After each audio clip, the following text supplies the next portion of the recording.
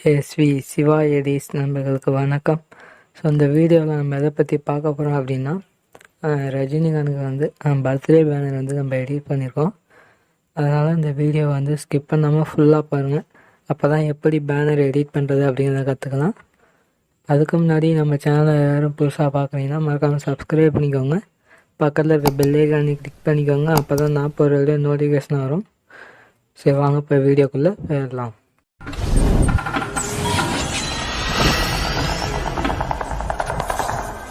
ஆப்பை ஓப்பன் பண்ணால் இந்த மாதிரி தான் இன்டர்ஃபேஸ் இருக்கும். இதை வந்து ஃபஸ்ட்டு ப்ளஸ் ஐக்கானை கொடுத்தீங்கன்னா இந்த மாதிரி தான் வரும். அடுத்து பேக்ரவுண்ட்ஸுங்கிறத கொடுங்க. இதில் வந்து நீங்கள் ஒயிட் கலருங்கிறத சூஸ் பண்ணிக்கோங்க. ஃபஸ்ட்டு டூல்ஸுன்னு ஒரு ஆப்ஷன் இருக்கும். அந்த டூல்ஸை கிளிக் பண்ணிட்டு க்ராப்புன்னு இருக்கும். அந்த க்ராப்பு பண்ணிட்டு 3:2 அதை வந்து டபுள் கிளிக் பண்ணிங்கன்னா இந்த மாதிரி மாறிடும். மாறினதுக்கப்புறம் ஓகே அப்படின்னு செட் பண்ணிக்கோங்க. செட் பண்ணதுக்கப்புறமா இப்போ கீழே ஸ்க்ரால் பண்ணிங்கன்னா ஆட் ஃபோட்டோன்னு இருக்கும். இப்போ வந்து இந்த பேனர் வந்து நம்ம எடுத்துக்கிறோம். ஃபஸ்ட்டு எடுத்துட்டு இப்போ வந்து அது வந்து க்ராப்புக்கு போயிட்டு அந்த மேலே உள்ள அண்ணாத்தை அதை மட்டும் க்ராப் பண்ணிக்கிட்டு இந்த மாதிரி ஓகே அப்படின்னு செட் பண்ணிக்கோங்க. இந்த மாதிரி செட் பண்ணதுக்கப்புறம் இப்போ left side double layer box மாதிரி இருக்கும். அதை கிளிக் பண்ணிங்கன்னா டூப்ளிகேட் அப்படின்னு இருக்கும். இப்போ வந்து இந்த ஒரு டூப்ளிகேட் பண்ணிவிட்டு இப்போ வந்து கீழே ஸ்க்ரால் பண்ணிங்கன்னா எஃபெக்ட்ஸ்னு ஒரு ஆப்ஷன் இருக்கும். இந்த எஃபெக்ட்ஸுக்கு போனீங்கன்னா பிளர்ன்னு ஒரு ஆப்ஷன் இருக்கும். அதில் வந்து 100 அப்படின்னு செட் பண்ணிக்கோங்க. செட் பண்ணிவிட்டு வந்து இன்வைட் கொடுத்துக்கோங்க. இன்வைட் கொடுத்துட்டு மறுபடியும் 100 வேணால் செட் பண்ணிவிட்டு ஓகே அப்படின்னு செட் பண்ணிக்கோங்க. செட் பண்ணதுக்கப்புறமா இப்போ வந்து நல்லா ஜூம் பண்ணிங்கன்னா இந்த மாதிரி இருக்கும். இந்த பேக்ரவுண்டை வந்து நான் வந்து எடுத்துக்கிறேன். இந்த மாதிரி செட் பண்ணிவிட்டு இப்போ மூடான்னு கொடுத்தீங்கன்னா பின்னாடி வரும் அந்த பேக்ரவுண்ட் இமேஜ். அடுத்து இந்த இமேஜை செலக்ட் பண்ணிவிட்டு இதை வந்து மேலே இந்த மாதிரி செட் பண்ணிக்கோங்க. மேலே வந்து கரெக்டாக செட் பண்ணதுக்கப்புறமா இதை வந்து நம்ம எரேஸ் பண்ணணும். அதனால் எரேஸ் ஆப்ஷனுக்கு போயிட்டு, ஏன்னா அந்த கீழே வந்து ஃபோட்டோவை செட் பண்ணால் அந்த கோடு மாதிரி தெரியும். அது வந்து அசிங்கமாக இருக்கும். அதனால நம்ம வந்து எரேஸ் ஆப்ஷனுக்கு போயிட்டு ஹார்ட்னஸை கம்மியாக வச்சுட்டு ஃபஸ்ட்டு எரேஸ் பண்ணுங்கள். இந்த மாதிரி ஹார்ட்னஸை கம்மியாக வச்சுட்டு சைஸை கொஞ்சம் இன்க்ரீஸ் பண்ணிவிட்டு இந்த மாதிரி கரெக்டாக அந்த கோட் லைனை வந்து தெரியாத அளவுக்கு எரேஸ் பண்ணிவிட்டு ஒப்பாசிட்டியும் அதே மாதிரி கம்மியாக செட் பண்ணி மறுபடியும் எரேஸ் பண்ணுங்கள். எரேஸ் பண்ணிவிட்டு நம்ம சுற்றிலையும் எரேஸ் பண்ணிவிட்டு ஓகே அப்படின்னு செட் பண்ணிக்கோங்க.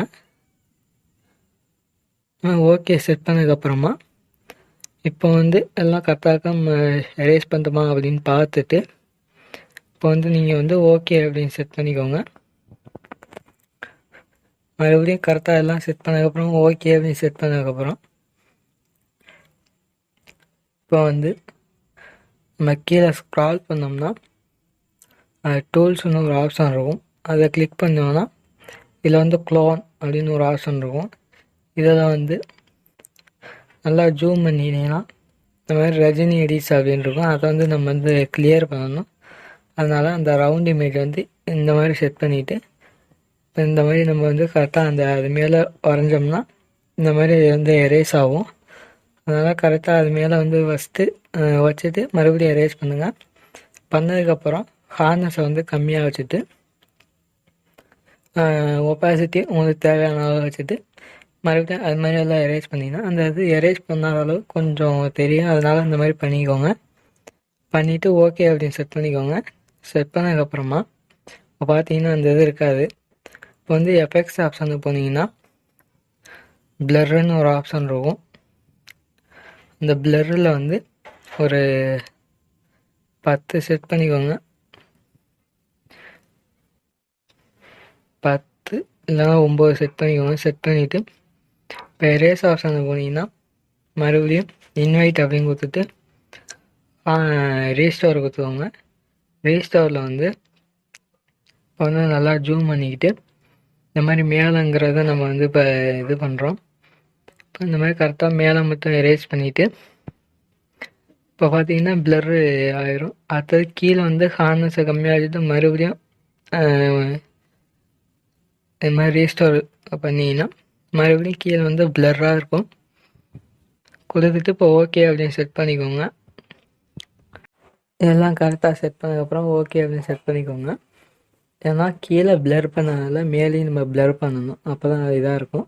இப்போ வந்து நம்ம ஃபோட்டோங்கிறதுக்கு போயிட்டு வந்து இந்த 2 இமேஜ் எடுத்துக்கணும். எடுத்துகிட்டு இந்த மாதிரி எம்டி பிளேஸாக இருக்கிறது வந்து நம்ம வந்து தேவையான இதெல்லாம் வந்து நம்ம இந்த மாதிரி க்ராப் பண்ணிக்குவோம். இந்த மாதிரி க்ராப் பண்ணிவிட்டு ஓகே அப்படின்னு செட் பண்ணிக்கோங்க. செட் பண்ணிவிட்டு இதை வந்து லெஃப்ட் சைடு கார்னரில் இந்த மாதிரி செட் பண்ணிவிட்டு இப்போ கீழே ஸ்க்ரால் பண்ணிங்கன்னா பிளெண்டுன்னு ஒரு ஆப்ஷன் இருக்கும். அந்த பிளெண்டில் வந்து ஓவர்லே அப்படின்னு செட் பண்ணிக்கோங்க. செட் பண்ணதுக்கப்புறமா இதை வந்து மறுபடியும் டூப்ளிகேட் கொடுத்து அது மேலே வந்து கரெக்டாக செட் பண்ணிக்கோங்க. டூப்ளிகேட் பண்ணிவிட்டு மறுபடியும் அது மேலே செட் பண்ணிவிட்டு கரெக்டாக அந்த 3 லைன் டாட் தெரிகிற வரைக்கும் கரெக்டாக செட் பண்ணுங்கள். செட் பண்ணதுக்கப்புறமா அடுத்து இந்த இமேஜ் வந்து நம்ம எடுத்துக்குவோம். இந்த பேஜ் எடுத்துகிட்டு அதே மாதிரி எம்டி பிளேஸ் வந்து க்ராப் பண்ணிக்கோங்க. க்ராப் பண்ணிவிட்டு இதை வந்து இந்த மாதிரி இந்த இடத்த செட் பண்ணிவிட்டு இதை வந்து டூப்ளிகேட் பண்ணிக்கோங்க. இந்த மாதிரி உங்களுக்கு எவ்வளோ தேவையோ அந்த மாதிரி கரெக்டாக செட் பண்ணதுக்கப்புறமா இந்த இமேஜை வந்து டூப்ளிகேட் கொடுத்துட்டு கரெக்டாக அது மேலே வந்து செட் பண்ணுங்கள். செட் பண்ணிவிட்டு இப்போ கீழே ஸ்க்ரால் பண்ணிங்கன்னா எஃபெக்ட்ஸ்னு ஒரு ஆப்ஷன் இருக்கும். இந்த எஃபெக்ட்ஸுக்கு போனீங்கன்னா கலர்ஸ்னு ஒரு ஆப்ஷன் இருக்கும்.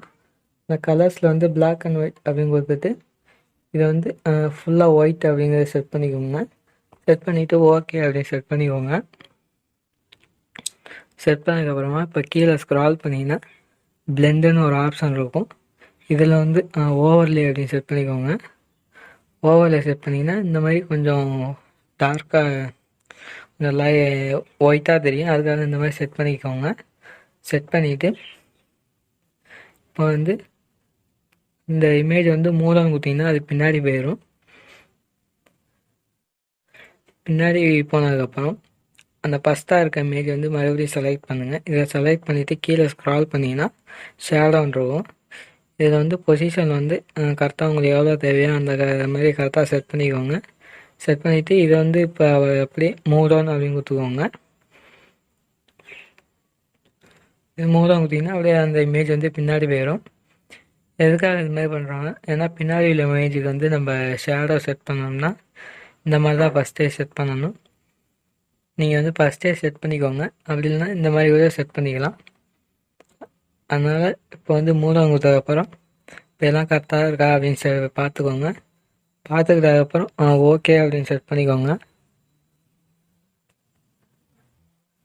ஓகே செட் பண்ணதுக்கப்புறமா இப்போ வந்து மறுபடியும் நம்ம ஃபோட்டோங்கிறதுக்கு போகிறோம். இப்போ வந்து இதில் வந்து என் இமேஜ் ஃப்ரெண்ட் இமேஜ் எடுத்துக்கிறேன். இந்த இமேஜை எடுத்துட்டு வந்து என் இமேஜை வந்து நான் ஃபஸ்ட்டு செலக்ட் பண்ணிவிட்டு இப்போ வந்து க்ராப்புக்கு போயிட்டு இந்த மாதிரி எம்டி பிளேஸ் எல்லாம் வந்து க்ராப் பண்ணிக்கிறேன். இந்த மாதிரி கரெக்டாக க்ராப் பண்ணிக்கோங்க. க்ராப் பண்ணிவிட்டு இப்போ எரேஸ் ஆப்ஷன் போயிட்டு ஹார்னஸை கம்மியாக வச்சுட்டு மறுபடியும் எரேஸ் பண்ணுங்கள். இந்த மாதிரி கழுத்து வரைக்கும் கரெக்டாக வந்து எரேஸ் பண்ணிவிட்டு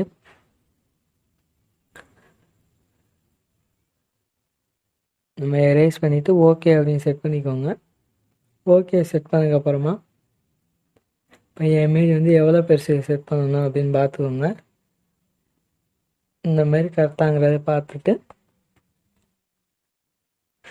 அடுத்தது கீழே ஸ்க்ரால் பண்ணிங்கன்னா அட்ஜஸ்ட்னு ஒரு ஆப்ஷன் இருக்கும். அந்த அட்ஜஸ்ட்டில் வந்து பிரைட்னஸ்ஸு, கான்ட்ராஸ்ட்டு இந்த மாதிரி நிறையா இருக்கும். உங்களுக்கு என்னென்ன ஆப்ஷன் தேவையோ அதெல்லாம் கரெக்டாக அட்ஜஸ்ட் பண்ணி செட் பண்ணிக்கோங்க. செட் பண்ணதுக்கப்புறமா சேச்சுரேஷன் ஒரு ஆப்ஷன் இருக்கும். இதில் வந்து நான் வந்து கொஞ்சம் 70 இந்த மாதிரி செட் பண்ணிக்கிறேன். இந்த மாதிரி செட் பண்ணிவிட்டு இப்போ வந்து ஓகே அப்படின்னு செட் பண்ணிக்கிறேன். செட் பண்ணதுக்கப்புறமா அடுத்து இந்த இமேஜ் வந்து நான் செலக்ட் பண்ணிவிட்டு எரேஸ் ஆப்ஷன் போயிட்டு மறுபடியும் எரேஸ் பண்ணுறேன்.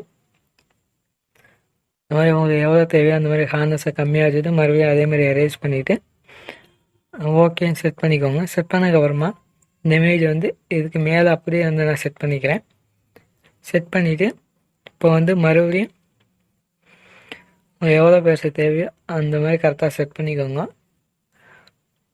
நான் வந்து இந்த மாதிரி கரெக்டாக செட் பண்ணிக்கிறேன். செட் பண்ணிவிட்டு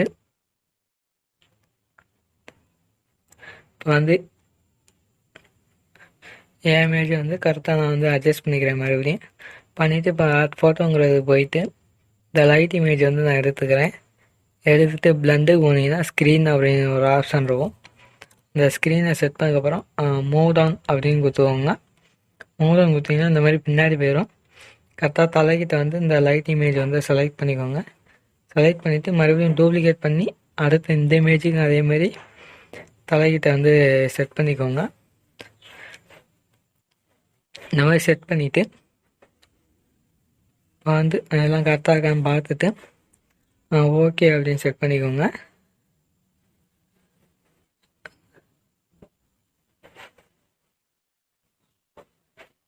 என் இமேஜ் வந்து கொஞ்சம் லைட்டாக வந்து அட்ஜஸ்ட் பண்ணிக்கிறேன். இந்த மாதிரி கரெக்டாக வந்து அட்ஜஸ்ட் பண்ணிக்கோங்க.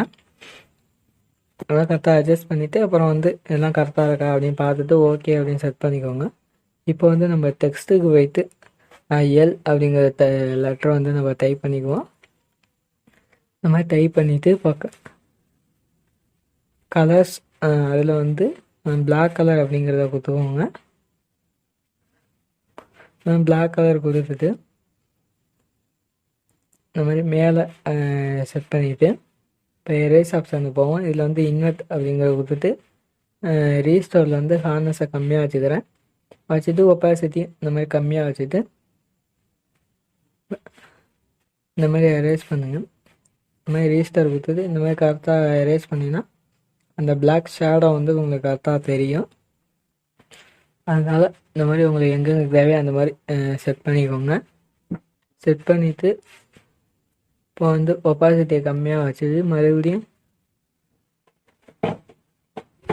இந்த மாதிரி உங்களுக்கு எங்கெங்கே தேவையோ அந்த மாதிரி கரெக்டாங்கிறத செட் பண்ணிக்கோங்க. செட் பண்ணிவிட்டு இந்த இமேஜ் வந்து செலக்ட் பண்ணிவிட்டு இப்போ வந்து இதை வந்து நம்ம டூப்ளிகேட் அப்படிங்கிற பண்ணிக்குவோம்.